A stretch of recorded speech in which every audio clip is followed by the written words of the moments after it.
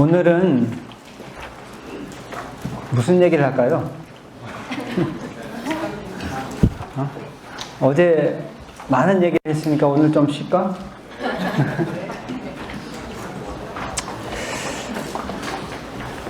근데 지금 여러분께 드리는 말씀들이 제가 여러 가지를 말씀드리는데 이거가 한 가지가 굉장히 덩어리가 큰 것들이에요, 사실은. 그 하나, 여러 가지 중에 하나만 가지고도 몇 박 며칠을 얘기할 수 있는 것들이거든요. 인생을 살아가면서 굉장히 중요한 것들인데 이것이 한 번의 설명으로 되는 게 아니라 여러분끼리도 토론도 하고 논의도 하고 또 혼자서도 깊이 생각해보고 또 경험도 하고 하면서 그게 이해가 깊어질 만한 주제들이에요. 그러니까 여러분이 무슨 지식, 어떤 간단한 지식은 이거 어떤 거예요? 그러면 이런 거야. 그럼 그런 거구나. 이런 식의 주제들이 아니에요. 그런 식으로 습득이 되는 것이 아니라 무슨 얘기를 들었으면 거기에 의문이 생겨야 돼. 왜 그렇지? 이런 의문이 생긴 다음에 실제로 삶 속에서 경험하면서 자꾸 차곡차곡 스며들면서 결국 이제 그걸 깨달음이라고 하는 거예요. 깨달음의 눈이 열리면서 인생이 점점 더 깊어지고 더 수준이 높아지고 더 넓게 보이고 이렇게 가는 주제들이니까 그렇게 아시고 금방 해결하려고는 하지 말고 또 뭘 알았다고 금방 다 알았다고 하지 마세요. 안 게 아니야, 그게 아직은. 이것이 살면서 자꾸 더 실천 속에서 또 실질로 자기가 의문을 깊이 있게 품고 가면서 그렇게 해서 점점 알게 돼야지 그때 이제 알았다고 할 수 있는 것이기 때문에 많이 안다고 해서 금방 알았다 이러지도 말고 또 잘 모르겠다고 해서 금방 포기하지도 말고 이렇게 가는 주제들입니다. 아시겠죠? 네. 오늘은 어떤 주제냐면 어제 말씀드린 거가 주로 수행에 관한 거라고 얘기했잖아요. 수행이란 말 자체가 뭐라고 했어요? 자기 권리인데 그게 자력, 자기 속에 있는 힘, 자기 속에 있는 가능성을 이거를 극대화시키는 작업이에요. 그러니까 자력을 키우는 작업이에요. 인생을 잘 살려면 자력을 키워야지 되고 자력으로 할 수밖에 없어요. 옆에서 아무리 도와줘도 자기가 노력을 안 해. 그러면 아무것도 될 수 없잖아요. 어제는 주로 자력에 관한 거, 수행에 관한 거였어요. 오늘은 반대로 인생을 살아갈 때 자기 힘만 가지고 되는 게 아니에요. 뭐가 필요해요? 타력의 도움이 필요해. 아무리 이 세상 최고로 뛰어난 능력을 가진 사람이라 하더라도 이 세상 아무도 안 도와줘. 모든 걸 혼자 해야 돼. 그 삶이 어떻겠어요? 굉장히 힘들어요. 그리고 불가능해요. 아예 살아간다는 게. 이 타력에 관한 것인데 원불교에서는 어제 수행을 통해서 진리에 다가가는 두 가지 문이 있다.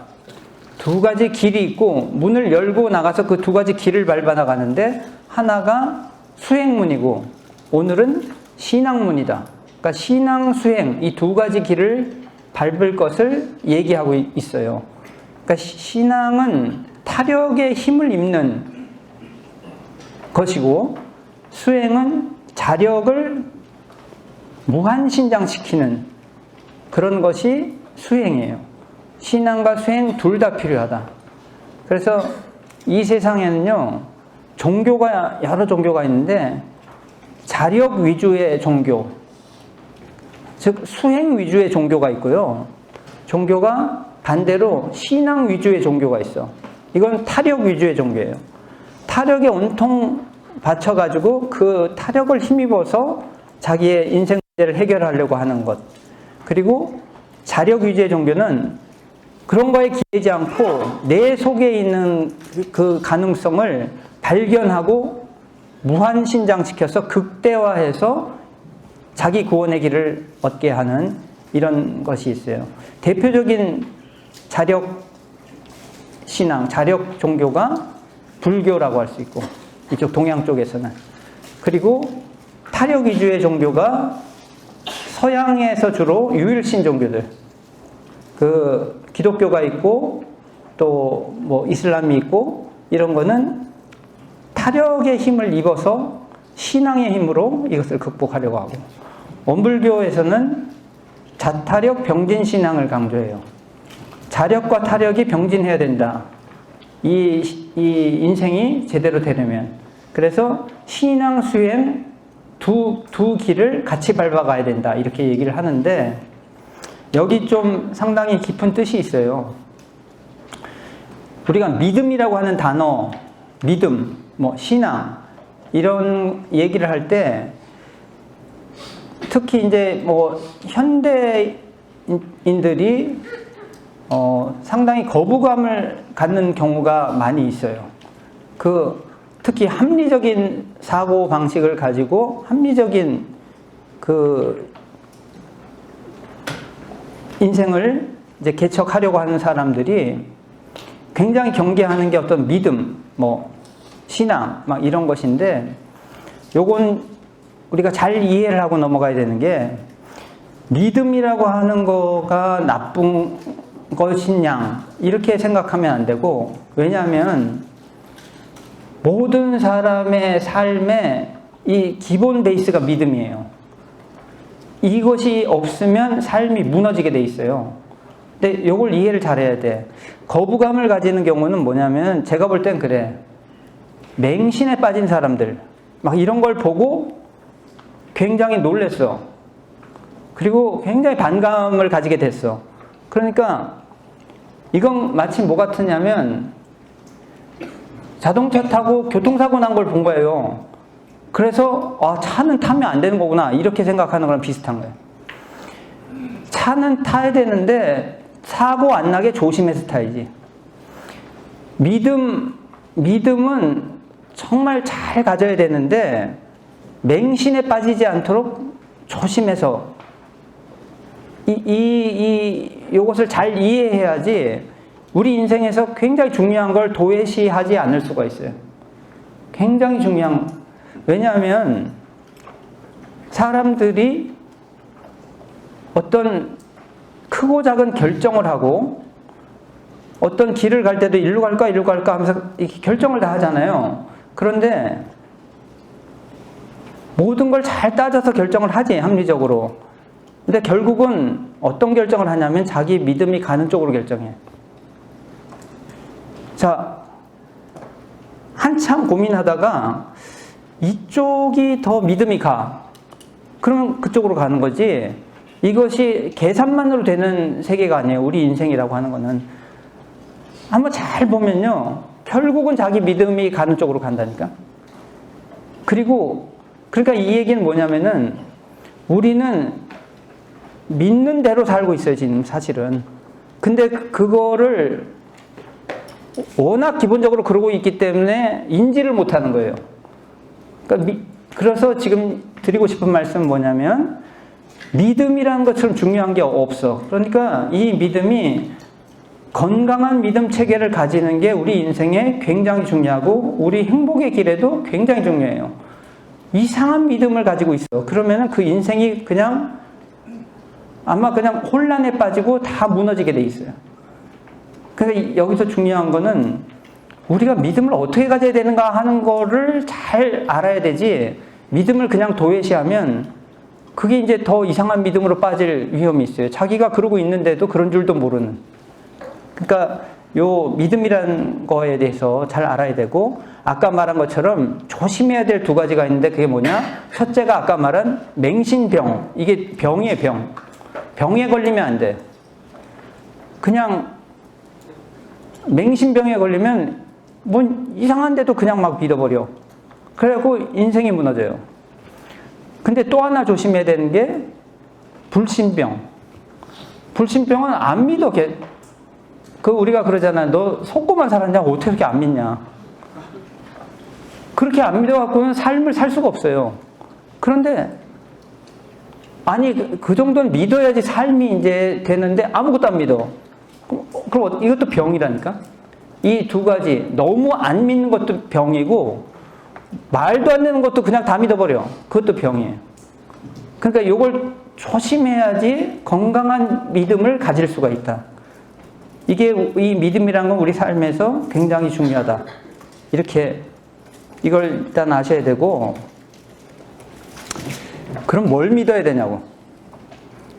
이게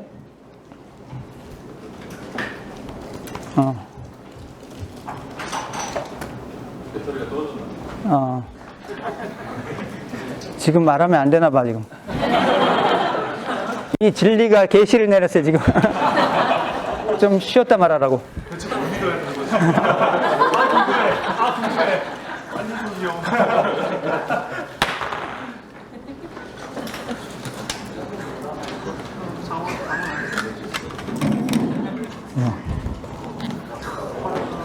네, 감사합니다. 이렇게 타력의 힘을 입어야 돼요. 이게 신앙길이라고, 신앙길. 뭘 말하려고 그랬지? 뭘 믿어야 하나. 도대체 뭘 믿어야 되는 거예요, 여러분? 여러분 살면서 뭘 믿어야 돼? 아무것도 못 믿겠어?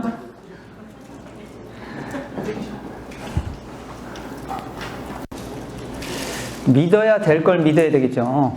그러니까 이 믿음에 이제 두 가지가 있는데, 하나는 상대적 믿음, 상대적 믿음이 있고, 또 하나는 절대적 믿음이 있어요. 이게 원불교 4대 종법사이신 좌산상사님께서 계속 말씀하시고 있어요. 지금 요 믿음에 대한 거 제가 드린 말씀이 이제 그 상대적 믿음이라고 하는 건 현실에 나타난 모든 것들 중에서 잘 골라야 된다 이 말이에요. 믿을 것과 못 믿을 걸 믿어버려. 그러면은 이제 망하는 거야. 근데 믿을 걸 또 안 믿어. 그것도 망하는 거예요. 근데 그걸 어떻게 골라? 잘 골라야지, 그러니까. 근데 보면요, 자기 수준에 맞게 믿음을 선택하더라고. 믿음이란 건 선택이거든. 이걸 믿을까 저걸 믿을까 하는데, 수준이 낮으면 이상한 걸 믿어버리네. 말도 안 되는 걸 막 믿네. 근데 이게 지금 수준이 좀 높으면 그런 거에 안 속아. 그래서 믿을 만한 걸 믿어요. 그러니까 이 얘기는 뭐냐면은 굉장히 고심을 해서 잘 골라야 된다 이 말이에요. 그리고 이제 다른 사람하고 상의도 해보고 이렇게 해서 선택을 해야 돼. 여기 이제 원불교 입교한 사람들이 있는데, 우리가 그래요. 원불교도 그냥 하지 말고, 선택하지 말고 잘 생각하고 선택해라. 그러니까 이것도 원불교를 믿을까 말까, 이것도 선택이잖아. 근데 가만히 생각해 보니까 믿어도 될 것 같아. 그래서 선택하는 거잖아요. 근데 제가 볼 때 원불교는 믿어도 괜찮은 것 같아요. 여러분 걱정하지 마. 제가 지금 한두 회 해본 게 아닌데 괜찮아, 안전해. 근데 이게 보면 세상에 우리가 보자면 어처구니 없는 건데 저걸 어떻게 믿고 있지? 그런데 거기도 사람들이 막 많이 있어. 그건 뭐냐면 수준 따라 가더라고, 그냥. 그래서 그냥 말도 안 되는 거짓말을 해도 거기 속아갖고 막 가는 사람들 있잖아요. 그러니까 이제 우리가 굉장히 자기 그 생각을 잘하고 고심해서 선택을 해야 되는 거예요. 이 인생은 계속되는 선택의 과정이거든. 그런데 선택할 때 믿음이 그쪽으로 가면 그쪽으로 선택하더라고. 그러니까 그 모든 걸 따져봐서 믿음 가는 쪽으로 가고 있어요. 인생 전체가. 그러니까 이게 그 상대적인 믿음일 때 믿음 선택을 잘해야 된다는 게 하나 하고, 또 하나가 상대적 믿음 말고 무슨 믿음이 있을까요? 절대적 믿음은 이런 상대 세계에서는 절대적 믿음을 갖다 바치면 안 돼. 그만큼만 믿어야지. 그러니까 굉장히 믿을 만하다. 그러면 상당히 믿죠. 하지만 절대적 믿음이라는 거는 절대 존재에 대해서만 믿어야 돼. 근데 절대 존재가 어디 있는데? 절대 존재, 절대자 어디 있어요? 여기서부터 이제 의문을 잘 품으셔야 돼. 지금 우리가 아침 저녁으로 신고 모시고 이제 기도한다면서 저 동그라미에다 이렇게 대고 절도 하고 뭣도 하고 하는데, 이런 것도 잘 이해를 해야 되는 게, 앞으로 종교들이 이제 시대에 맞게 정말 한 수준 올라가야 돼요. 그게 무슨 말이냐면, 저것은 상징물이에요, 상징물. 무언가를 상징하고 있어. 저거 자체에서 무슨 막 힘이 나와가지고 졌다 갔다 대고 뭐 비나이다 하면 뭘 밥도 주고 뭐 돈도 주고 이런 게 아니잖아. 저거는 뭔가를 상징하고 있어. 뭘 상징하고 있어요? 진리라는 그것도 이제 이름이지. 진리라고 이름을 붙였어. 그 진리라는 걸 상징하고 있다. 그럼 진리가 뭐야? 어디 있는데? 저거는 그러니까 사진 같은 거예요. 할아버지 사진이 할아버지는 아니잖아. 할아버지 어디 있냐고. 저건 사진을 보면서 할아버지를 생각하라는 거지, 저거 자체가 할아버지는 아니죠. 그럼 저건 진리의 상징이야. 그러면은 진리는 어디 있냐고.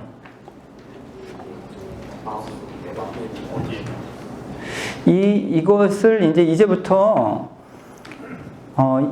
이거는 그러니까 우리가 무슨 과학자들이 뭘 관찰해가지고 이렇게 막 촬영해가지고 발견하거나 이렇게 할 수 있는 존재가 아니야, 이 존재는. 그러니까 분야가 달라.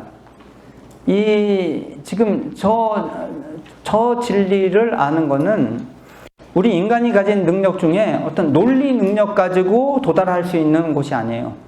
그러니까 마치 지구상에 굉장히 좋은 자동차가 있어. 제가 타고 다니는 자동차가 이 세상에서 제일 좋은 자동차예요. 아셨어요? 그래도 그 차를 타고 달에 갈 수는 없잖아. 달에 가려면 이 다른 것이 동원돼야 돼. 그것처럼 저 절대 존재에 접근하려면 우리의 논리 능력이라는 것은 굉장히 유용한 도구지. 엄청나게 많은 걸 알아낼 수 있어요. 그 모든 걸 알아낼 수 있어도 저 절대 존재에 접근 못해요. 그거 가지고. 이거는 다른 것이 동원돼야 되는데, 이게 이제 영적인 어떤 직관 능력. 그러니까 옛날부터 그런 스승들이 있었어요. 그걸 이제 깨달은 사람들이라고 하는데, 우리는 이제 그렇게 말하죠. 뭐 예수님이나 예수, 석가, 뭐 공자, 모든 이런 성자들은 다 깨달은 자들이고, 그 진리에 접근해서 완전히 그것과 하나가 됐다. 근데 이제 그 시대를 따라서, 그 시대와 그 지역의 문화에 따라서 살파하는 것이 달랐을 뿐이지 같은 걸 이야기하고 있다, 이렇게 얘기를 해요. 그러니까 지금 앞으로 종교가 한 수준 올라가야 된다는 거는 이걸 이해를 해야 돼요. 그러지 않으면 서로 싸우기만 해. 같은 걸 얘기하고 있고, 그분들이 지금 서로 만나면 안 싸울 거예요. 똑같은 거 얘기를 할 텐데, 근데 그걸 모르는 사람들은 이게 지금 막 그걸 가지고 싸우는 거죠. 달을 가리키는 손가락인데 손가락이 다르다는 이유로 싸워. 그 달은 지금 같은 걸 가리키고 있는데, 그런 거를 지금 상징하고 있다. 근데 저것을 원불교에서는 뭐라고 말하냐면, 이 세상 어디에 저것이 어디 있어, 그런 존재가 아니에요. 어디에 있으면 다른 곳에 없는 거야. 어디에도 없어야 돼요. 근데 어디에도 없으면서 모든 곳에 있어. 근데 이런 식의 논리는 그냥 일반 논리는 이해가 안 되는 논리예요. 근데 이게 깨달은 자들이 거의 비슷하게 다 얘기를 하고 있어요. 그 절대자는 이 우주 전체 어디에도 없어. 그래서 모든 곳에 다 있어.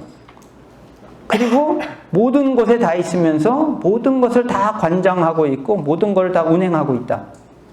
그것이 진리다. 이 우주 전체에 확산 관통되어 있으면서 이 우주의 모든 것을 다 관장하고 있어요. 그런 것이 있다. 이게 마치 이 전기가 전국 곳곳에 확산 관통되어 있으면서 이 엄청난 일을 하고 있어요. 이 방 안에 전기가 있어요? 어떻게 알아? 전기 봤어?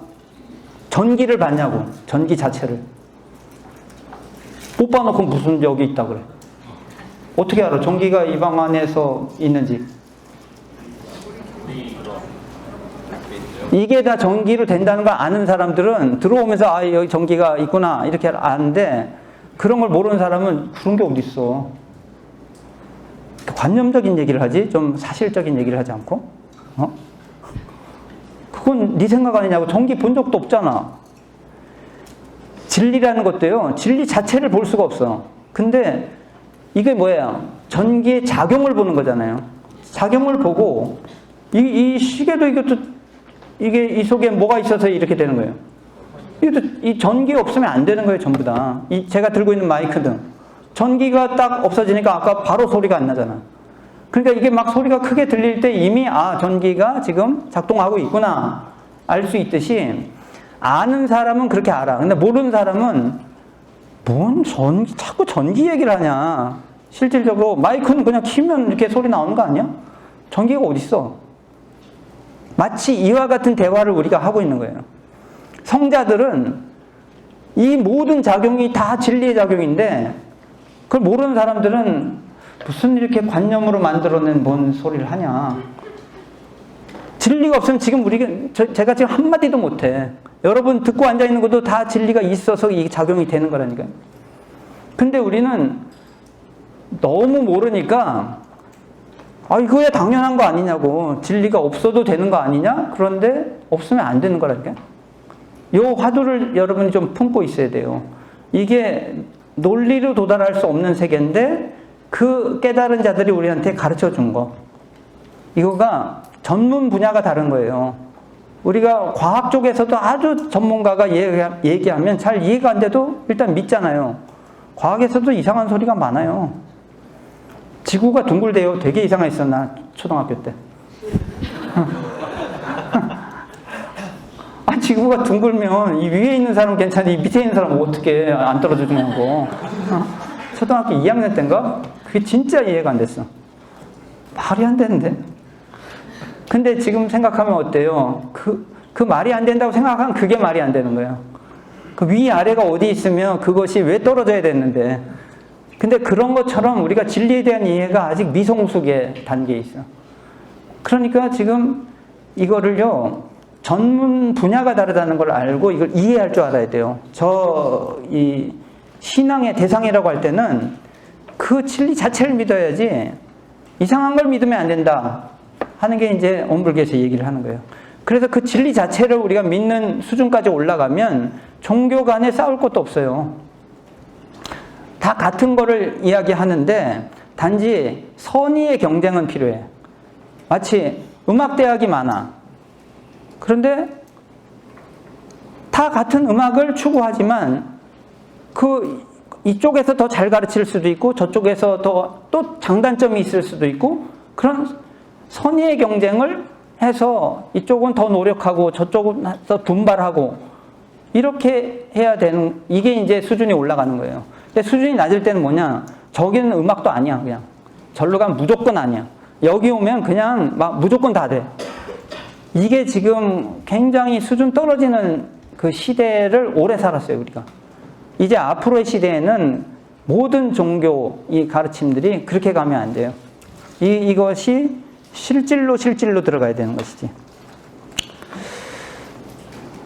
이제 시대가 자꾸 이 인지가 발달되는 시대로 가기 때문에 옛날 어릴 때는요, 뭐 어디에도 없고 여기 이런 복잡한 얘기 못 알아들어. 무슨 말을 하는지. 그래서 그냥 쉽게 얘기를 하고 이렇게 그 어린 아이들 다루듯이 가르쳤다 이렇게 얘기를 해요. 과자나 놀이개로 애들을 너 이거 하면 과자 줄게. 이거 하면 요거 장난감 줄게. 조금 크면은 이제 뭐 너 이거 하면 나중에 그 어른의 이름을 빙자해서 아빠 이따가 오면 너 이놈 한다. 너 그거 할래? 그러면 이제 못하게 하고. 그렇게 이 종교들도 그런 식으로 가르쳤다는 거예요, 사람들을. 그런데 그 아이가 이제 컸어. 이제 대학생인데 대학 졸업하고 이제 막 직장 다니려고 하는데 엄마가 너 이거 하면 과자 줄게. 이따 아빠 오면 이놈 한다. 그러면은 그러면 막 무서워가지고 그럼 그 아들은 정말 사회 부적응자가 되는 거예요. 그때는 어떻게 가르쳐야 돼? 그때는 경위를 일러주어서 이걸 왜 하는지, 이걸 왜 해야 되는지, 이걸 왜 하면 안 되는지. 종교도 그런 시대에 들어왔다고 원불교에서는 얘기를 하고 있어요. 이제는 그냥 덮어놓고 믿어라, 덮어놓고 이거 해라, 안 하면 너 그냥 막 그 벌을 받는다, 이래갖고 안 되고, 그걸 왜 해야 되는지 왜 안 해야 되는지 경위를 일러줘야 되는 시대가 왔다. 그러니까 요런 것을 알고 이제 가야 되는데, 꼭 믿어야 될 게 뭐냐면 인과를 믿어야 돼요. 그러니까 인과에 대한 것도 굉장한 오해가 많아요. 인과라는 거를 무슨 전설의 고향에 나오는 뭐 이런 죄를 지으면 딱 요런 벌을 받고 막, 인과는 그 정도의 얘기가 아니라 원인 결과의 법칙이에요. 이 세상에 일어나는 모든 일은 그 원인이 있다. 어떤 원인이 있으면 반드시 결과가 있다. 이거가 기본적으로 이게 사실은 절대적 믿음의 가장 기초예요. 이것만큼은 믿어야 돼요. 그래야지 세상 모든 것을 판단하고 길을 찾아가는 기초가 돼. 여러분, 가장 합리적이라고 주장하는 그 분야 중에 하나가 과학자들이 있는데, 과학자들도 똑같은 지금 이야기예요. 뭐냐? 과학자들이야말로 인과를 믿는 사람들이에요. 원인 없이 결과 있을 수 없고, 어떤 현상이요, 약간 다르게 나왔어. 그럼 그 과학자들은 절대 그것을 그냥 넘어가지 않아. 분명히 무슨 이유가 있다. 약간 다르게, 우리가 그 정도로 투철한 과학자가 아니면, 조금 비슷한데 뭐, 그냥 넘어가지. 0.00001만큼 값의 차이가 나타났어. 그러면 이 사람들은 안 넘어가. 무슨 이유지? 이게 무슨 뜻이냐? 인과를 철저히 믿는 거예요. 원인 없이 결과 있을 수 없고, 이 세상에 일어나는 모든 일은 무슨 원인이 있는 것이지 그냥 그렇게 되는가? 그냥 아무렇게나 되는 거 아니야? 아니에요. 이걸 믿는 게 굉장히 중요한데, 단지 과학은 뭐예요? 물리세계의 인과만 그게 다루는 분야예요. 그 밖의 분야는 다루는 대상이 아니야. 그럴 뿐이지, 그 물리세계 밖에는 인과가 없을까? 여러분 그렇게 생각해요? 정신세계에서는. 정신세계에서 내가 마음을 막 이렇게 쓰고 저렇게 쓰고 아무렇게 써도 그 인과가 없을까? 내가 그냥 보세요. 항상 내가 예를 들어서 뭐 겉으로 말도 안 해. 근데 속으로 계속 이렇게 부정적으로만 생각해. 뭔 생각을 해도 계속 부정적으로. 그리고 이제 말도 그렇게 하고 행동까지 그렇게 해. 그 결과가 있을까요? 없을까요? 당연히 결과의 차이가 있지. 근데 항상 긍정적으로 생각하고 그렇게, 그럼 마음도 편안해지면서 또 일도 잘 돼. 이게 모든 게 인과로 엮여져 있어요. 단지 그것을 과학이 이렇게 막 관찰해서 측정할 만큼 그렇게 우리가 정밀하게 뭔가가 있지를 않아. 그래서 잘 모른다는 거지 어떻게 없어. 인과라는 거는 이렇게 엉뚱한 게 아니에요. 그야말로 합리적인 거예요. 인과를 믿는다고 하는 거는. 그래야지 모든 게, 그 다음에 이제 우리가 어떤 것을 두고 우리가 고민해서 해결책을 찾기도 하고 길을 찾기도 하고 이렇게 되는 것이지, 이걸 안 믿으면 진짜 대책 없어요. 그냥 뭐 세상 그냥 뭐 아무렇게나 된 거야 뭐. 그러니까 뭐 나쁜 짓을 해도 그냥 살아남으면 되는 거고, 뭐 아무도 안 받지 됐어 막. 인과를 안 믿으면 그냥 그렇게 했는데 그게 뭐 잘못한 일도 아니잖아. 이 세상에 그런 것도 없는데.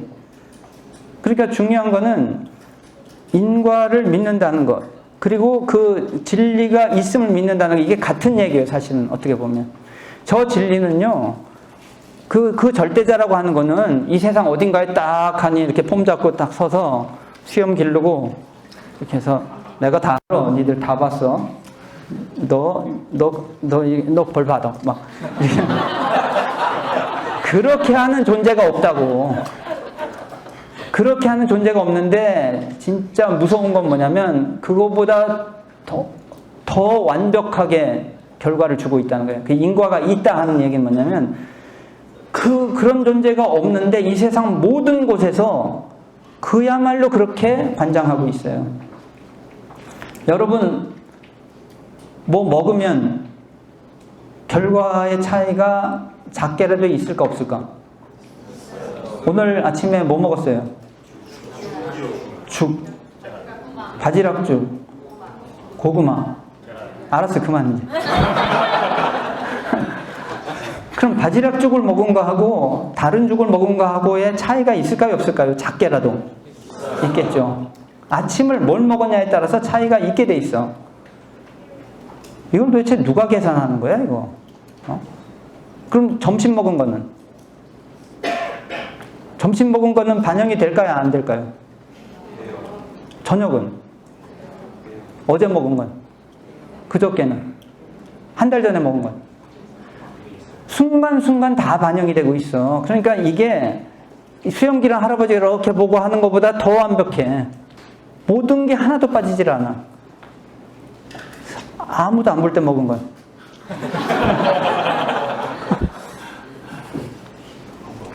진짜 이불 속에 들어가서 진짜. 그런데 속일 수가 없어, 이거는. 그러니까 진리는 속일 수 없다가 이 말이에요.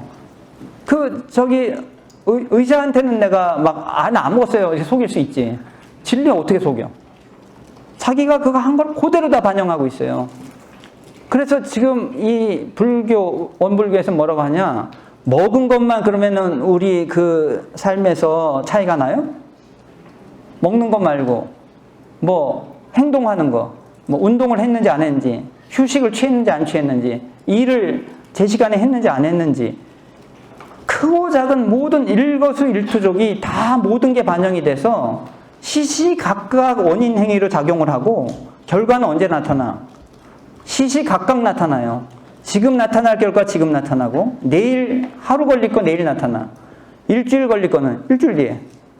1년 걸릴 게 있어요. 1년 뒤에 결과가 나타나는 게 있고 10년 뒤에 나타나는 게 있고 시시각각 결과가 나타나고 시시각각 원인 행위가 이거는요 누가 계산해 이걸. 진리가 그걸 하고 있는 거예요. 요것이 이 절대적 믿음의 이제 기본적인 인과를 믿어야 되고 그 진리가 그렇게 하고 있다는 걸 믿어. 그러면 이제 우리는 그 복잡한 속에서 우리가 어떻게 살아야 되는가를 잘 고민해야 되는 거죠. 근데 이 믿음이 없으면 뭘 고민해? 뭐 완전 인생 재수인데 노력해도 안 되기도 하고 뭐 노력 안 하고 막 개판을 쳐도 되기도 하고 막 이걸 믿어. 그러면 이제 뭐 할 것도 없어요. 그냥 운에 맡겨야지. 그렇기 때문에 요 신앙의 믿음 이것이 뭘 믿으며 어떻게 해야 되는가 하는 요것이 굉장히 중요하다. 우주 전체가 그렇게 돌아가고 있다고 하는 거는 우리가 다들 뭐 그걸 부정할 수는 없죠. 근데 이제 또 그 깨달은 자들이 뭐라고 말을 하냐면 문제가 우주 전체가 그렇게 기가 막힌 그냥 아주 정밀한 기계처럼 모든 결과가 그렇게 오고 있어요. 근데 거기에 영성이 있다고 말을 하는 거예요, 또. 우주 전체가 커다란 영성체다. 그 원불교에서는 천지의 식이 있다. 아는 게 있다. 이렇게 말해요. 땅이 뭘 알면 하늘이 뭘 알아. 그냥 뭐 이렇게 막 하는데도 이상하게 그 얘기를 하고 있어.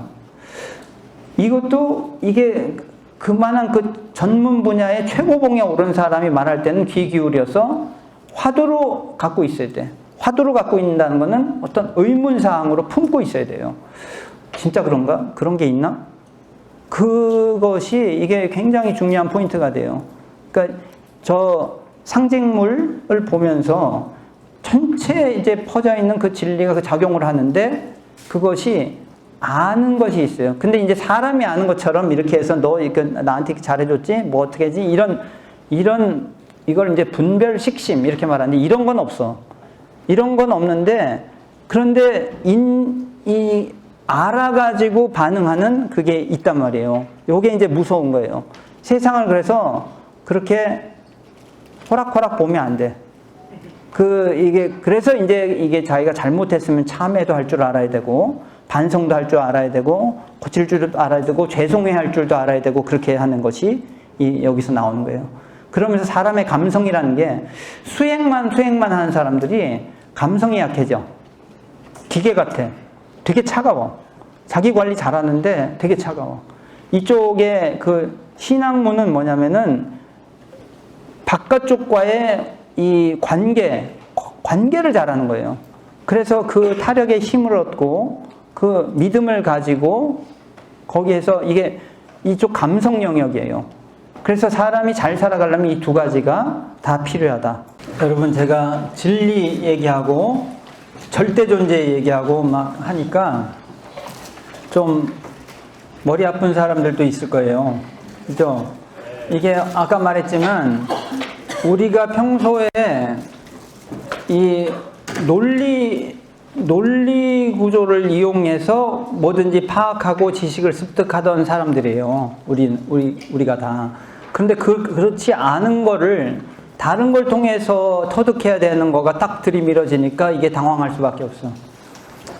이거 옛날에 어떤 분이 그 말씀을 하셨는데, 이게 태어날 때부터 이제 장님이야.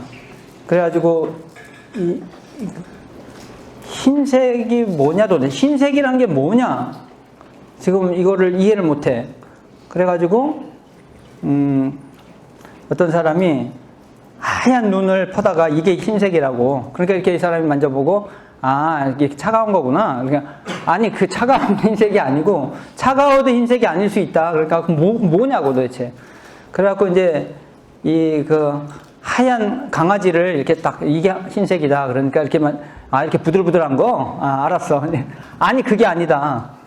그러니까 이제 이 차가운 것도 아니고 부들부들한 것도 아니고 뭐냐 도대체.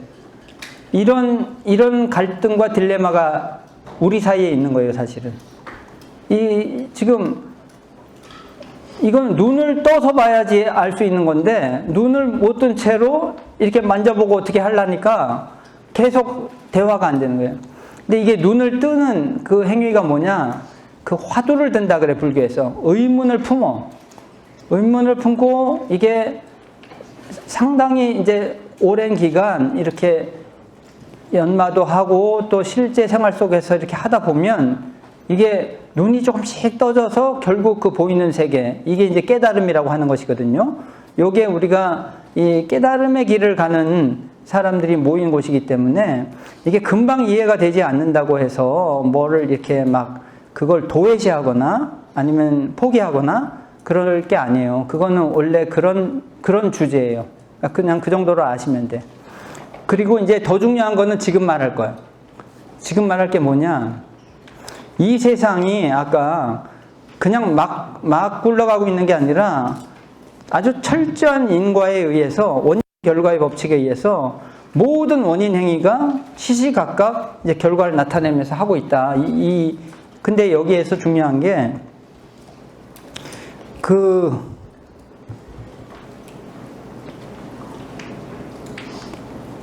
이 진리가 우리를 살려주고 있다. 그러니까 이 덕분에 우리가 살고 있다는 것을 아는 게 이제 더 중요해요. 그 눈에도 보이지도 않고 만져지지도 않는 그 진리가 뭐냐를 막 눈뜨고 어떻게 보려고 하는 그거보다 더 중요한 거는 우리를 살려주고 있고 그 은혜 속에 우리가 살고 있다 하는 것인데, 그 진리가 그 은혜를 직접 주는 게 아니라 이 세상 우주 만물 속에 확산관통되어 있다 그랬잖아요. 이 세상 우주 만물 전체가 우리한테 그런 은혜를 주고 우리를 살게 해주고 있다. 요것을 아는 게 굉장히 중요한 포인트예요. 그러니까 다른 말로 이것을 우주 만유 전체가 진리의 화현이다. 나타납니다. 그러니까 우리는 그냥 막 우리 생활 속에서 만나는 사람이든 동물이든 아니면 그냥 물건이든 뭐 자연이든 그렇게까지 그렇게까지 높게 생각을 안 해요. 그런데 이것이 여기 23쪽에, 교재 23쪽에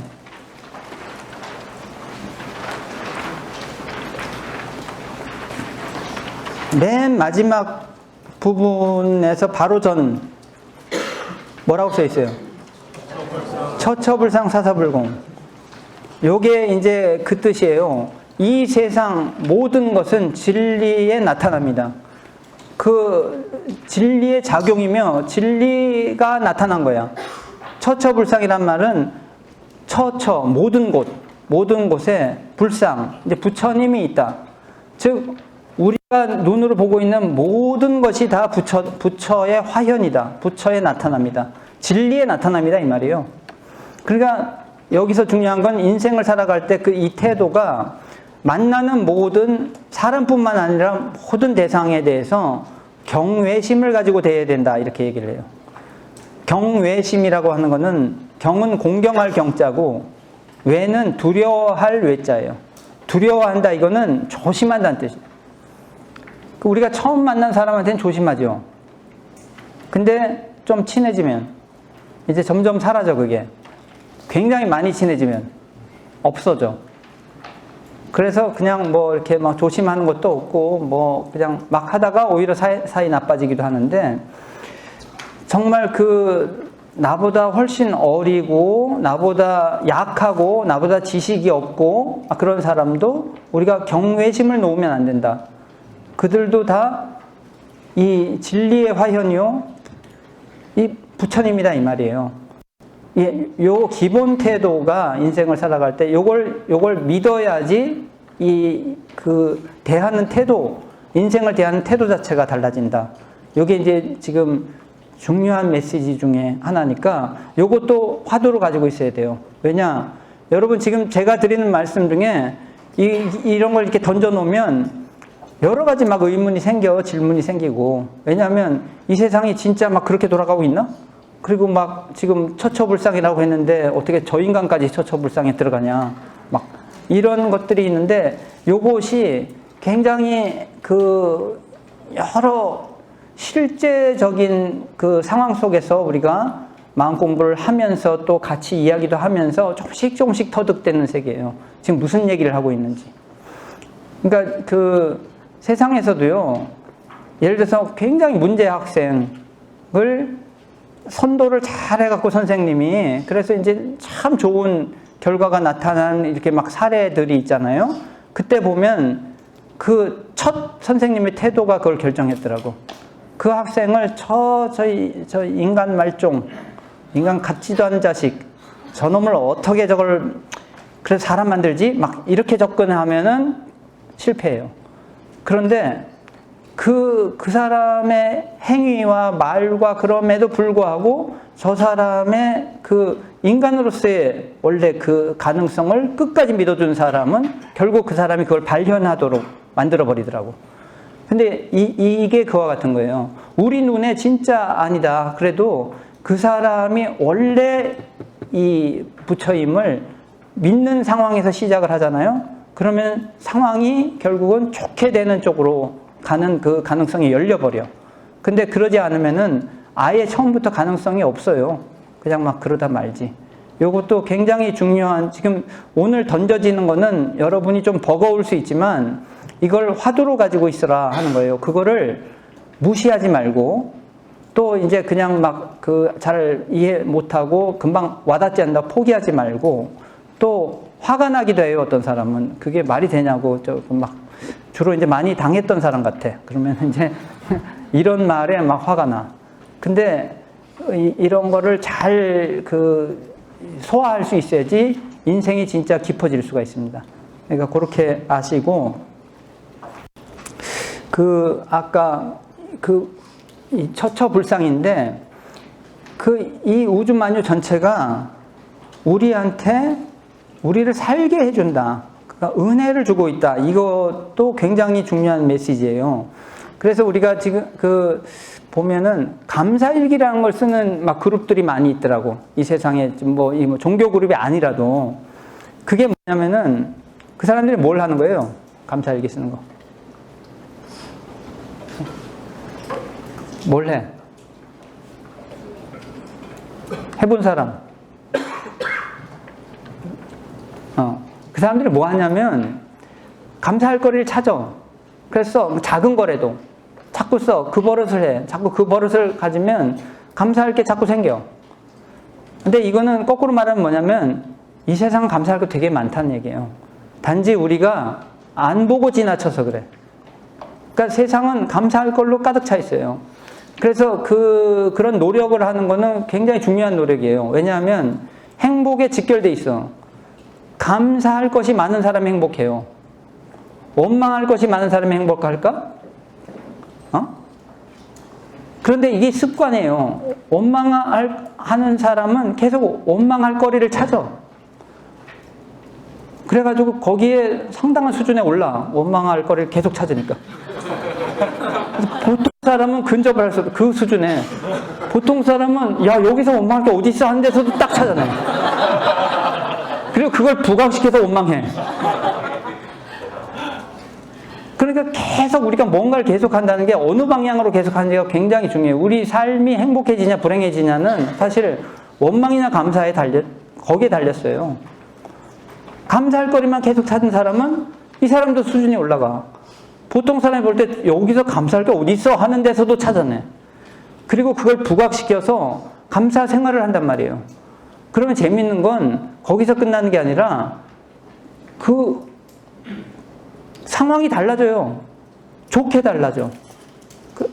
그 주위의 사람도 달라져.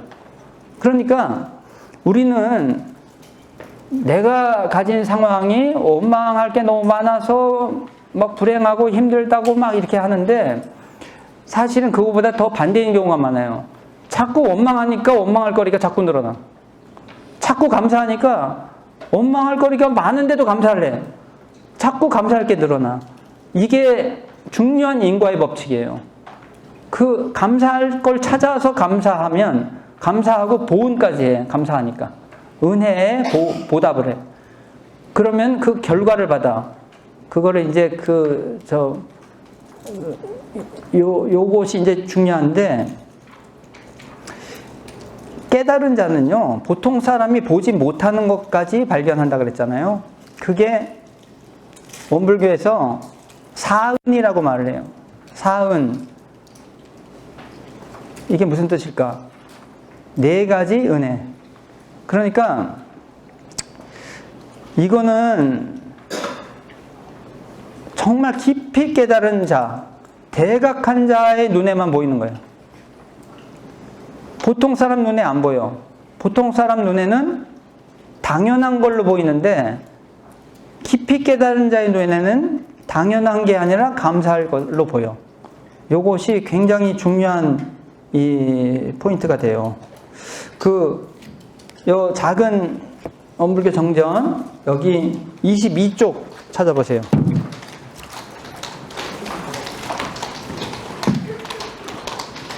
네. 날씨가 좀 더워서 안경을 좀 벗을게요.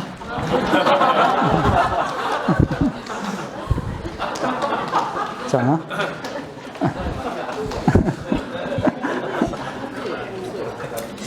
거기 22쪽 다 찾았어요?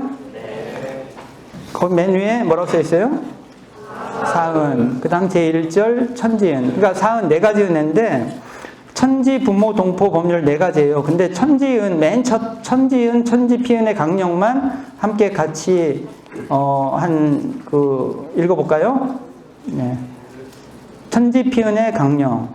우리가 천지에서 입은 은혜를 가장 쉽게 알고자 할지인데 먼저 마땅히 천지가 없어도 이 존재를 보존하여 살 수 있을 것인가 하고 생각해 볼 것이니 그런다면 아무리 천치오 하우더라도 천지 없어서는 살지 못할 것을 다 인증할 것이다.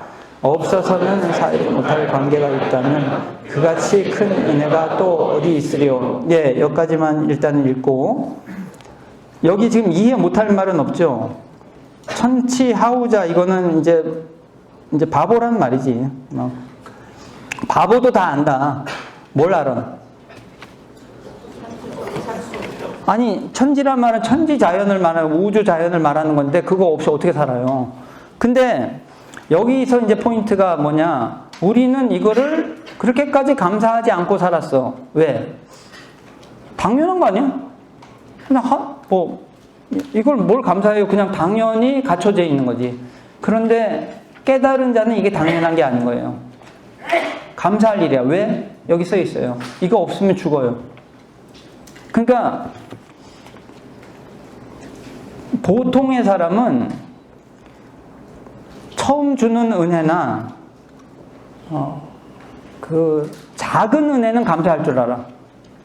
그러니까 큰 은혜나 계속되는 은혜는 감사할 줄 모른다. 이 법문이 있어요. 이게 지금 천지은이 왜 우리가 못 느끼냐? 너무 커, 은혜가. 그리고 계속돼. 크단 말은 우리가 있잖아요. 누가 나한테 10만 원을 줬어. 이거가 내가 감사할 일이지, 당연히. 근데 10만 원 없어도 살잖아. 나한테 안 줬어도. 그래도 나는 그 작은 은혜인데 감사해. 근데 지금 여기서 읽은 이 천지은은 없으면 죽어요. 그 정도가 날 살려주고 있는 거예요. 생명의 은인이야. 근데 이거가 계속되고 있어요. 그러니까 둔감해져. 누가 10만 원 주잖아. 내가 감사해요. 근데 매일 10만 원 주잖아. 그럼 점점 둔감해져. 그래서 나중에 안 주면 막 짜증내. 막 당연한 권리 있냐. 이게 지금 그거나 똑같아요. 계속 지금 살려주고 있으니까 둔감해졌어. 감사할 줄 몰라. 근데 이게 어마무시한 큰 은혜를 지금 진리가 천지를 통해서 우리한테 주고 있는데 모르는 거지. 천지 피은의 조목이 그 다음 페이지에 있는데 한번 읽어볼게요. 같이. 천지 피은의 조목 1. 하늘에 공기가 있으므로 우리가 호흡을 통하고 살게 되며 2. 땅에 바탕이 있으므로 우리가 형체를 의지하고 살게 되며 3. 1월에 밝음이 있으므로 우리가 삼라만상을 분별하여 알게 되며 4. 풍으로 그 사물로서 우리가 살게 되며 5. 천지는 생멸이 없으므로 만물이 그 도를 따라 무한한 수를 얻게 됩니다. 자, 여기를 보면은 이게 어떻게 보면 굉장히 한숨 나오는 조목들이에요. 하늘에 공기가 있어. 이건 당연한 거지. 그런데 이게 없으면 죽잖아요. 근데 우리는 당연히 뭘 감사해? 아까 10만 원 누가 줬어? 그 사람 안 줘도 나 살아요. 근데 하늘에 공기가 없으면 죽는데 우리가 너무 당연하니까 아예 둔감해진 상황인데 이거를 깨달은 자는 이게 보여. 어마무시한 은혜인데 그러니까 이거를 우리가 이쪽에 눈을 뜨면 감사할 일이 뭐 조그만 거에서 감사하는 정도가 아닌데 어마어마한 거에 감사하는 그 눈이 떠지는 거예요. 이거를 볼 줄 알아야 돼. 하늘에 공기가 있어. 땅이 있어서 우리가 이렇게 딛고 산다 이 말이에요. 이거 감사해? 감사한 사람이 있었겠지, 이 중엔. 근데 그냥 살다 보면 그런 거 감사 없이 1월의 밝음, 그러니까 태양이 있고 뭐 달이 있어. 태양이 있어서 지금 이게 다 보이잖아요. 이거 없으면 우리가 다 이 바깥에까지 다 전기 써야 돼요. 근데 이것이 게다가 그 태양이라고 하는 거는 막 전기뿐만 아니라 거기서 광합성 작용을 시켜가지고 우리를 또 살게 만들고 자세히 들어가면 이 천지 자연의 은혜라는 거는요. 지금 어디 비할 바가 없는 거죠. 그냥 정말 여러 가지로 우리를 지금 살려주고 있는 것인데 이제 우리가 그걸 모르고 있다. 근데 이 사은이 다 이와 같은 거예요. 그 다음 게 부모운이고 부모님이 지금 그러니까 부모운이고 그 다음에 동포운이라고 하는 거는 모든 이 천지는 큰 집이에요. 큰 집에 같이 살고 있는 그 식구들을 동포라고 하는 거예요. 그 같은 생명체들. 모든 인류뿐만 아니라 인간뿐만 아니라 동물, 모든 생명, 식물까지도. 그게 동포. 근데 이 동포가 없으면 또 우리가 살기 힘들어. 모든 게 동포가 해준 거예요. 지금 이 마이크 누가 만들었어요? 제가 안 만들었어요. 동포. 여러분 입고 있는 옷 누가 만들었어요? 직접 만들었어요? 여러분 오늘 아침에 먹은 밥 누가 만든 거예요? 동포가 만들었어요. 그거 누가 농사 지은 거예요? 동포가 만들었어요. 농사 지은 거 여기까지 갖고 온 거 누가 갖고 왔어요? 여러분이 갖고 있어요? 자기가 한 게 하나도 없어. 전부 다 동포가 해가지고. 여러분 살고 있는 집은 직접 지었어요? 여기 직접 지은 사람은 한 명은 있지 않을까? 그걸 직접 지었다 하더라도 그 재료는 누가 만들었으며, 그 재료는 누가 옮겨왔으며, 그 도구는 누가 만들었으며, 그게요, 우리가 누리고 있는 모든 거가 이 사은의 은결체예요. 그걸 만든 사람, 그 만든 사람을 또 키운 부모, 천지 부모 동포 법률이 이 마이크도, 이 마이크를 만든 사람이 있어. 근데 마이크에 이 정도 성능이 나오게까지 수십 년을 연구해서 서로 전수하고 가르쳤어. 또 그 가르친 사람들을 키운 부모가 있고, 그걸 먹인데 그 음식을 또 농사 지은 사람들이 있고, 막 연결이요. 사은 전체가 연결돼가지고 우리가 이 모든 게 다 사은이 우리한테 준 건데 감사할 줄 몰라. 그냥 따박따박 받아 먹으면서 감사할 줄 몰라. 아까 매일마다 10만 원 주는데 고맙다고 따박따박 받아는 먹어. 근데 누가 주는지도 몰라. 나중에 감사할 줄도 몰라. 꼭 이와 같다고 했어요. 그러면 이것도 인과가 있다고 한 거예요. 감사할 줄 모르면 그거의 응분의 결과가 온다. 근데 그래서 감사를 해야 되는데 오히려 거꾸로 원망, 배은을 해. 원망하고 은혜에 배반을 해. 배은망덕이라고 하죠. 그렇게 하면 그 결과 받는다. 그래서 지금 사은, 이게 신앙에서, 원불교에서 이제 강조하는 것 중에 이 사은을 알아서 사실은 은혜 속에 파묻혀 살고 있는데 그거를 모르고 원망할 거리만 찾아서 계속 원망하고 그 은혜에 보답할 줄을 모르면 거기에 걸맞는 결과가 오게 된다. 이게 굉장히 중요한 메시지예요. 우리 인생이 행복으로 가냐 불행으로 가냐에 이게 거기서 결판이 난다. 거기서 자꾸 이렇게 눈을 떠. 여기 보면 한 번 생각해 볼 것이니 그래요. 사실 한 번 생각하면 알 수 있는 거예요. 근데 한 번도 생각을 안 해. 자꾸 한 번 생각하고 또 한 번 생각하고 해서 일깨워야 돼. 감사를. 그래서 거기에 감사를 하면 은혜에 나도 좀 보답을 해야 되겠다는 생각이. 그렇게 하면 그 사람 인생이 풀리기 시작하는데 그런 마음이 없어요. 계속 원망할 거리만 찾아서 원망해. 그럼 계속 인생이 막혀. 닫혀. 그러니까 요 인과를 굉장히 크게 생각해서 하셔야 돼요. 여러분 땅에다 씨를 뿌려. 그러면 곡식이 자라죠. 그죠? 당연한 거죠. 당연한 거 아니야. 천지의 은혜예요. 여러분 지금 여기 이렇게 멀쩡하게 살아서 앉아있죠? 당연한 거죠? 당연한 게 아니야. 이게 천지의 은혜, 사실은 이제 예를 들어서 부모가 아니었으면 여러분은 여기 살아있지를 못해. 그러니까 어쩌다 태어나지도 못하지만 태어났다 하더라도 예를 들어서 부모가 없어. 여기서 말하는 부모는 그 부모 역할을 한 사람이 있었기 때문에 그 부모 역할이 언제 필요하냐? 완전 무자력할 때. 태어나자마자 완전 무자력하잖아요. 태어나자마자 할 줄 아는 게 뭐가 있어? 우는 거 하고 먹는 거. 그거밖에 없잖아요. 싸는 거 하고. 그래. 그래서 3가지는 있었네. 근데 뭐 이 중에 한번 솔직히 얘기해봐요. 뭐 태어나자마자 뭐 옷도 갈아입고 막 이렇게 할 수 있는 사람 있어?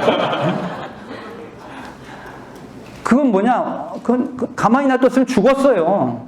그런데 여기에 이렇게 멀쩡히 살아있다는 거는 지금 여러분 진짜 수십 년을 살았잖아 지금 여기. 20년도 수십 년이야 하여튼.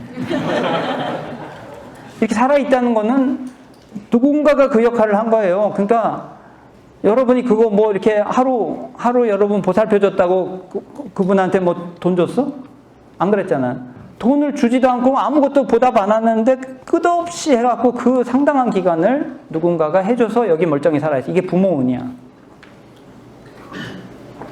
가게 가면 돈 주면 물건 살 수 있죠. 당연한 거죠? 이제 대답을 조심하네. 당연한 게 아니고 동포은혜예요. 이런 마이크를 절 보고 몇만 원 줄 테니까 만들어 보라. 평생 못 만들어.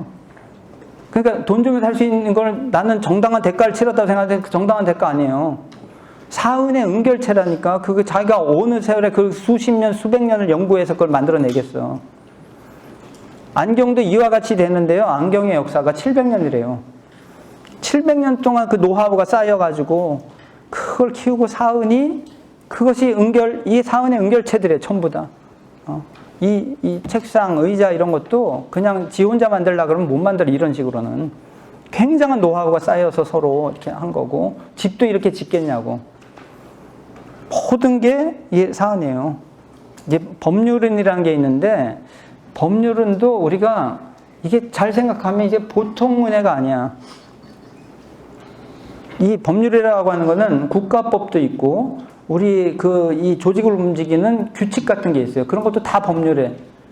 그리고 이제 굉장히 중요한 법률이 이런 어떤 깨달은 자의 가르침. 요렇게 살아라, 이렇게 살아라. 이게 법률이라고 하는 거는 그런 식으로 이렇게 딱 규칙을 정해가지고 요걸 해주지 않으면 이게 지금 아수라장돼요. 여기 서울에서 자기 차를 몰고 여기까지 온 사람이 있어. 여기 있어요? 법률이 없었으면 여기 못 와요. 법이 없어. 그냥 대한민국에 차가 몇 대쯤 있지? 혹시 몰라? 응? 많아요. 많은 건 나도 알아. 한 2천만 대라고 치자고요. 2천만 대가 있는데 법이 없어. 여기까지 올 수 있을까? 그냥 길에 다 나와가지고 그냥 빵빵거리고. 지금 왜 올 수 있냐면 이 법률 은혜 때문에 오는 거예요. 가운데 중앙선을 그려놓고 지금 이쪽은 이렇게만 다녀라, 이쪽은 이렇게만 다녀라. 그리고 신호등에서는 이렇게 해라. 거기서 또 이게 표시하면 이쪽으로 가라. 좌회전 안 되면 안 되고 어쩌고 저쩌고 이런 거가 쫙 갖춰지고 그거를 지키게 만들어서 여기까지 올 수 있었지. 아무것도 없어 그게. 어떻게 와? 그냥 다 차 몰고 다 나왔어. 2천만 대가. 법률이 사실은 엄청난 은혜 속에 우리가 이렇게 안락한 생활을 할 수 있게 해주는데, 그런데 이게 없으면 아수라장이 되는데, 근데 몰라. 감사할 줄 몰라. 그리고 이제 더 큰 거는 깨달은 자의 이런 것이 없으면, 이 깨달은 자의 이 지침이라는 게 뭐냐면은, 예를 들어 운동도요, 무슨 유산소 운동도 해야 되고, 근력 운동도 해야 되고, 이제 스트레칭 같은 이 유연성 운동도 해야 된다. 그리고 또 단백질도 뭘 어떻게 섭취를 해야 되고, 뭘 어떻게 해야 된다. 그것만 가지고는 우리가 뭘 할 수 있는 게 없어요. 실제로 우리한테 뭐가 필요하냐면 전문가들이 그걸 다 감안해서, 그럼 구체적으로 달리기를 어떻게 하라든지, 아니면 근력 운동은 턱걸이를 이 자세로 하라든지, 이런 것들이 이렇게 있어야지, 그거를 하는 거예요. 이게 지금 세상의 진리가 이와 같다 어쩌다 하는 것만 들이밀면 나 어떻게 살아야 되는지 몰라. 그런데 이런 법을 내놓은 거는 그렇기 때문에 너희는 이렇게 살아라. 방금처럼 감사 생활을 해라. 그럼 우리는 잘 몰라도 그쪽으로 따라가다 보면 거기서 이제 은혜를 입는 거예요. 그래서 트레이너들이 시킨 대로 하면 그런 복잡한 인체에 대해서 잘 몰라도 건강이 좋아지고 하는 것처럼, 그런 게 다 법률의 은혜야. 어떤 지침을 마련하고 이렇게 하자 하는 것들이. 그러니까 이게 사은이라고 하는 것이 우주 전체를 말하는 거예요. 우주 전체가 이렇게 응결돼 가지고 우리에게 이런 것을 주고 있다 하는 걸 알아야 된다 하는 겁니다. 이제 마지막으로 이 책의 56쪽을 한번 찾아보세요.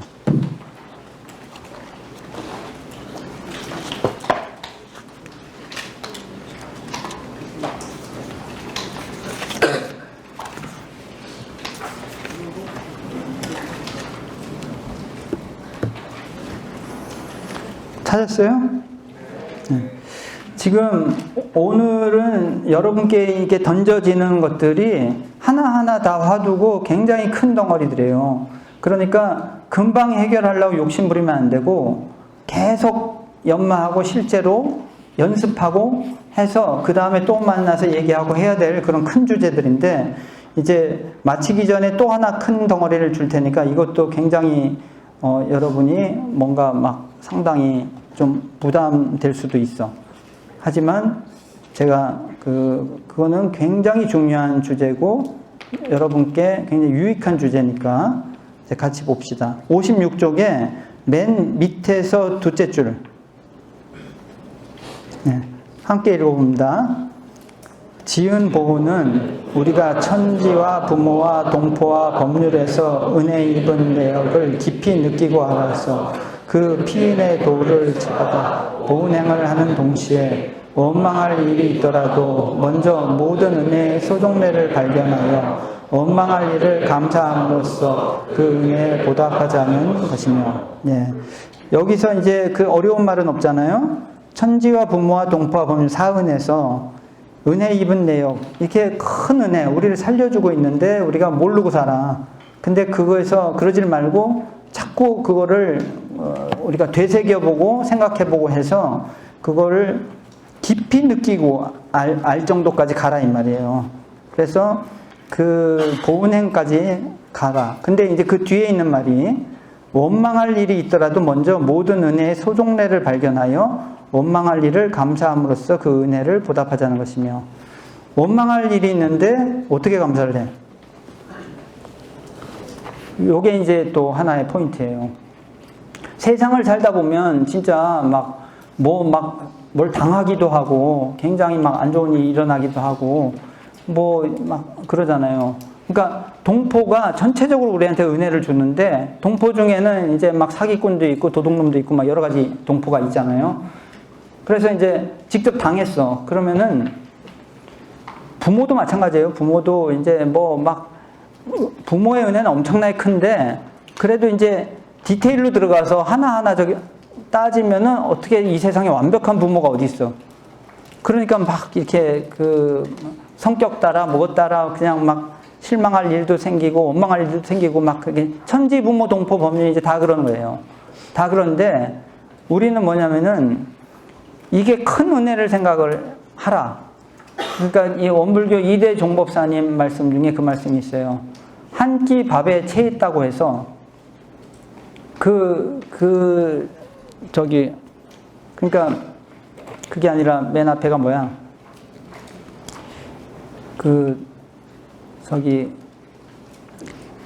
작은 일에 뭘 당했어. 그래서 큰 은혜를 모르고 그걸 원망하는 사람은 한 끼 밥에 채했다고 해서 밥을 원수로 하는 것과 같나니라. 그 말씀이 있어요. 무슨 뜻인지 알겠어요? 그러니까 우리는 뭔가 원망할 일이 생겼어. 그러면은 밥을 원수로 하라? 그러니까 밥 먹다 체했어. 그럼 그 다음에는 밥을 원수로 하라. 그거는 밥으로 인해서 내가 살았는데 그 작은 어떤 일이 일어난 그걸로 인해서 큰 은혜를 모르고 그냥 원망을 해버려. 그러면은 이제 이 삶이 이제 거꾸러지는 거예요. 그러니까 되게 지혜롭게 우리가 잘 알아야 돼.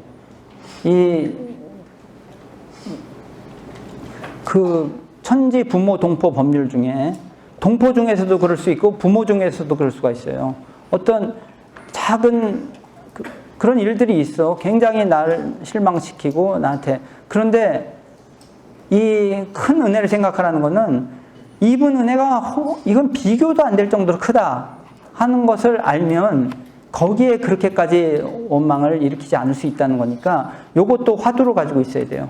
자꾸 연말을 해서 자기가 그렇게 얄팍한 생각에 금방금방 그냥 휘둘려 가지고 그 감정 나오는 대로 마구 원망하고 이렇게 살지 말라 하는 것이거든요. 오늘 이 신앙에 대한 거는 이 정도로 마치고, 사실은 시간을 좀 많이 빼서 여러분 질문 주신 거를 하려고 했는데 계속 지금 시간이 밀려가지고 그러는데 자꾸 이제 내일로 미뤄가지고 내일까지 한번 버텨보려고 하니까 일단 약간 시간이 있으니까 그래도 한 개라도 일단 하고, 그 다음에 나머지는 제가 또 한번 생각을 해볼 테니까, 그래도 질문 주신 거를 그냥 하진 않겠어요. 그러니까 일단은 오늘은 일단 제가 4단 전체의 공통 질문이라고 해서 주셨는데, 신경 쓰는 걸 쉬어줘야 한다고 하셨는데, 잘 쉬는 것은 어떤 것인가요? 뭘 하든 신경을 쓸 수밖에 없는 것인데, 멍 때리거나 잠을 자는 것이 잘 쉬어주는 것인지, 다른 방법이 또 있는 것인지. 여기서는요, 이제 중요한 게, 제가 얘기한 게, 잘 쉬는 거는 피곤하면 그냥 쉬면 되잖아요. 근데, 문제는 피곤하면 쉬면 되는데 잘 쉬지 못하게 만드는 그놈이 있어. 이제 그거와의 좀 격리가 필요해요. 그러니까 원래 잘 쉬는 건 어떤 것인 거야? 이 질문이 사실은 나올 필요도 없는 거거든, 원래는. 왜냐하면 피곤하면 그냥 쉬면 되는 건데. 근데 시간이 있어도 못 쉬게 만드는 게 이제 요새는 그 핸드폰 같은 거거든요. 그러니까 글로 자꾸 도망을 치려고 그래요. 그러니까 이게 제일 중요한 게 얘가 주인되고 내가 노예가 되는 현상이 금방 일어나 버려요. 그러니까 노예가 된다는 얘기는 뭐냐? 내가 스톱을 못 하겠어. 그러면서 거기에 의지해, 자꾸. 그러니까 잘 쉰다는 걸 따로 찾을 건 없고 얘랑 격리를 시키는 게 먼저 필요해. 그러려면 자력으로 안 되면 타력의 도움을 친구들이든 가족이든 뭐 이렇게 도움을 요청을 하세요. 그렇게 해서 자꾸 격리가 확실히 되면 어떻게 쉬는 건가 질문을 아마 할 필요도 없을 거예요. 진짜 격리가 되면 그냥 쉬면 되거든. 신경을 쉬어주는 거예요. 그리고 지금 이렇게 중독성이 있는 걸로 쉰다고 가지 마세요. 그러면은 이런 현상이 일어나. 그럼 결국 쉬는 게 아니라 신경을 더 돌려가지고 하나도 못 쉬고 시간 줘도 그렇게 되니까, 권하는 건 뭐냐면은 뭐 계속 잠만 자고 이럴 수는 없잖아요. 그러면은 힘이 하나도 없을 때는 이제 잠자는 게 쉬는 거죠. 잠 자고 이제 하는 거고, 그 정도로 막 힘이 없을 정도 아니면 이 건전한 취미를 길들여라. 이걸 권해요. 그러니까 건전한 취미라는 건 중독성이 별로 없는 거. 그러니까 그런 거에는 이제 전통적인 그런 것들이 있어요. 무슨 악기를 한다거나 운동을 한다거나 독서를 한다거나 이런 것들은 약간 자기가 노력을 해야 되는 것들이에요. 근데 이게 핸드폰이 안 좋은 게 아무 노력도 안 해도 그냥 편안해. 그러니까 바로 이게 거기에 예속이 돼 버리더라고. 그런데 조금 뭐 지금 말한 운동, 악기, 독서, 또 뭐 그림 그리기, 뭐 서예, 뭐 막 이런 것들은 그 금방 즐거움이 오는 게 아니라 약간 노력을 해야 되거든요. 이게 건강한 취미예요. 그래서 그쪽을 권하지, 이걸 수도하는 사람들은. 그렇게 해서 그쪽으로 좀 나가라. 그러면은 쉬는 거를 잘 연구해야 돼요. 그러지 않으면은 시간이 없어서만 못 쉬는 게 아니라 있어도 못 쉬는, 그게 더 문제예요. 그러니까 이걸 잘 좀 해보시라고. 그리고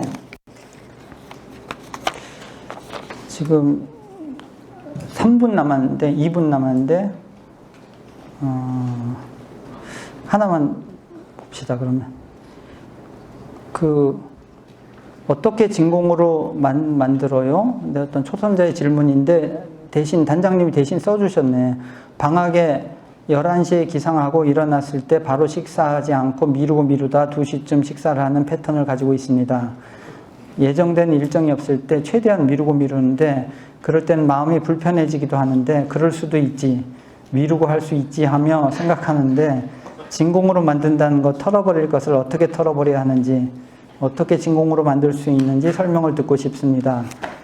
요거는 이제 이분이 직접 쓴 건 아니고 아마 단모임 때 나왔던 얘기를 여기 단장님이 이제 대신해서 써서 지금 하셨는데, 이거는요, 11시에 일어날 수도 있지, 뭐 다 좋은데, 진공으로 채를 삼고 묘로 용을 삼는다. 이제 중요 포인트는 앞으로 이제 다른 질문을 통해서도 또 이제 설명을 드리겠지만, 나한테 방해되는 거, 쓸데없는 거 자꾸 털어버려야 돼. 그런 거는 그런 생각이든 그런 집착이든 그런 감정이든 그런 거 자꾸 놓는 연습을 해야 된다는 게 진공을 채 삼는 거고. 그런데 지금 예를 들어서 뭐 방학 때 11시에 기상하는 게 계속돼. 근데 뭐 그럴 수도 있지. 아, 좋은데 문제는 내가 어떻게 이게 이럴 수가 있냐 해서 자기가 자책을 너무 해서 내가 너무너무 힘들어. 그럴 때는 이제 놓는 연습을 해야 되고, 사실은 이럴 때 그 정도까지 자기가 그렇게까지 자책을 하고 있는 상황이 아니면 이거를 그 묘유로 용을 삼는 공부는 일을 제대로 하는 건데, 요 일은 뭐예요? 일어나는 시간과 자는 시간을 그냥 아무렇게나 하면 이게 괜찮은가? 이 생각이 있어야지. 생각이 있어서 자기 나름대로 뭐가 있어야 돼요. 그냥 하루 이틀은 사람이 뭐 그럴 수도 있고 저럴 수 있는데 계속 그래? 그러면은 이 묘유로 용을 삼는 공부를 잘해야 돼. 이것이 이렇게 그냥 계속 하는 게 괜찮은지 아닌 것 같은데, 그러면은 지금 조금 다시 방향 선회를 해서 이거를 좀 조절한다든지 이런 것이 다 자기 안에 지혜가 있어요. 그러니까 자기가 생각해 보면 알 수 있는 것들이에요. 그런데 여기 진공으로 채를 어떻게 삼냐 했는데, 그게 바로 그걸 하려는데 방해되는 것들이 있어. 이거 제대로 일을 하려는데 방해가 돼. 어디에 내가 너무 집착해가지고 제대로 된 생각도 못하고 제대로 된 행동도 못해. 그럴 때 그걸 털어버리라는 얘기예요. 그러니까 지금 여기서는 내가 볼 때 중요한 거는 이 묘유로 용을 삼는 내 생활을 어떻게 하면 이게 좋게 잘 되게 할 수 있을까?